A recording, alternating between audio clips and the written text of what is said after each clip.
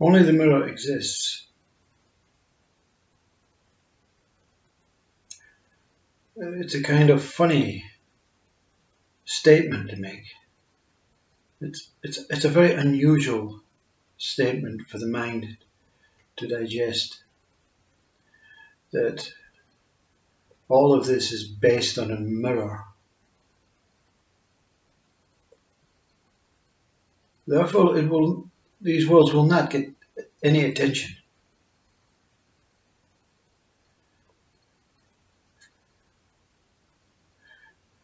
And if they do, they'll take many, many years to digest, or simply one momentary reflection.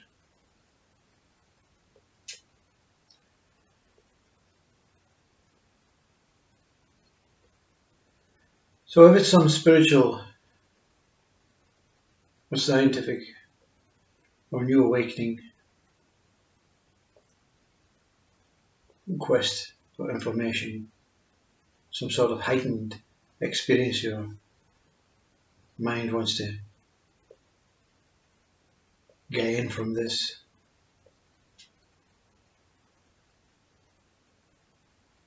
then maybe this is not for you. But if it is,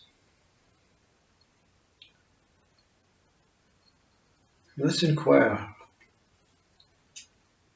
what this mirror is.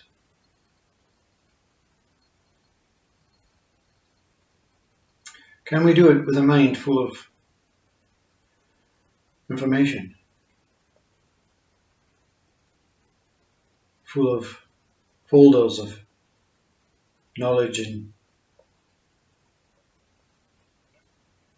instant connecting to the matrix of this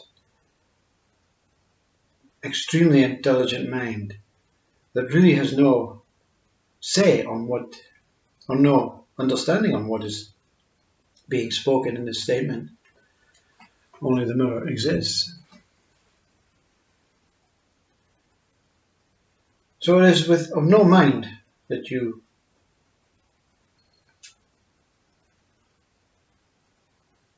or whatever you are can depend on, so there'll be no understanding. There'll be no taking away to practice this. There's no methods. There's no goods or bads. There's no sides that the mind can take. There's two sides in this talk. It can either stay and hope for the best, or it can leave.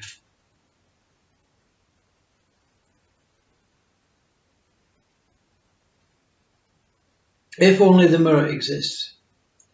And let's not imagine, visualize anything in your mind. This idea that there is something that exists. If this something that exists, that has some inclination towards reflecting, deflecting, towards a seeing,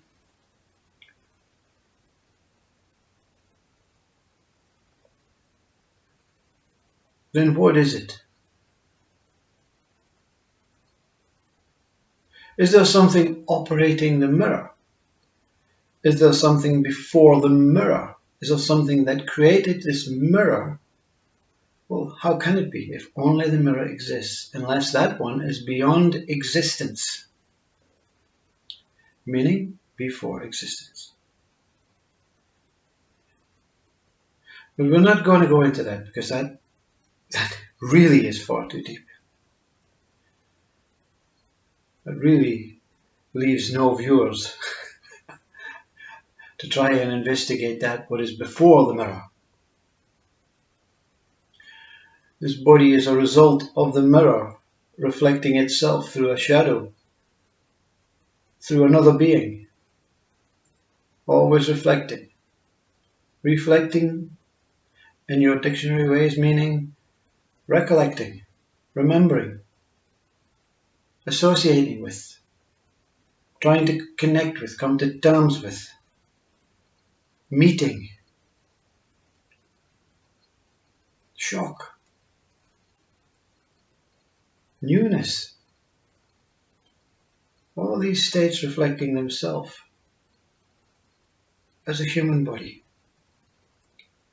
through a human body, from a human body. So we're at the end, the body is at the end of our, it's not the end result of the reflections from this mirror, but it's all that we're interested in. The maggot is also reflected, but we're not interested in becoming the maggot to understand what the mirror is that it is. So as a human being, we can look outwards and reflect life, and we can look inwards and reflect life. We can look to the future and reflect life, and we can look to the past and reflect life. But what about this mirror? Well, the mirror, whatever it is mirroring itself. Look at it two ways. The mirror is mirroring itself, meaning it's shining a light off of itself to reflect itself, to mirror itself, to experience itself as a reflection of what it is that is taken from itself, like you and your shadow. But also the mirror is mirroring itself, meaning it is the action of mirroring. It is the action of mirroring. It is the life of mirroring. Everything that is being mirrored, reflected, is mirrored from that original mirror.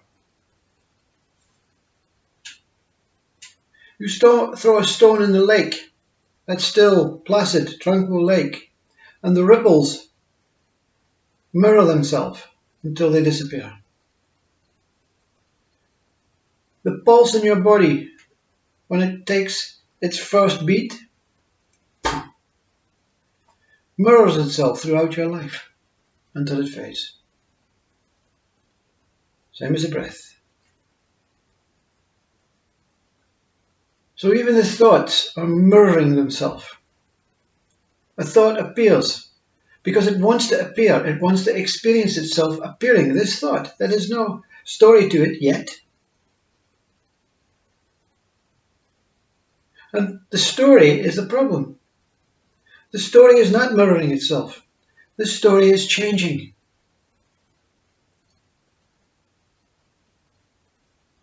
We get into, our mind gets into some sort of wonderful routine in life. A lovely mirroring, a rippling effect. Everything is just happening. I just can't believe it. I cannot believe it. But something comes in and wants to change it. And then we're in the middle of this rippling effect in the lake. And someone else throws another stone in over there. Oh God, I'm over there. And another, I'm over there. And all these ripples start coinciding. And they're beautiful. But something in the mind says, no, I don't want it. I don't want it to be like that. I want to control the reflecting. So are you the mirror that is mirroring, the action of mirroring itself? And are you able to control this mirroring? Well, of course not. There's no controller. The mirror itself, in its mirroring action, to mirror itself, has no control. Because the mirror itself cannot even reflect, cannot mirror, cannot start or exist without a light. And this light is consciousness. This mirror is mirror I. And only the mirror exists until its own consciousness is born from itself. So each one of us, inside, as whatever we are, before the human body, before this human body entered our reflective state. This I is mirroring that what it is. It has no control over the consciousness that enshrouds it. The consciousness itself is only appearing and disappearing as a moving, emotional, living life, motherly, feminine subject. It is the action of the ripples. It is the action. Consciousness is the mirroring. The mirror itself is stable. It wants to see something about it. It calls it in its own consciousness. And consciousness and the mirror become one.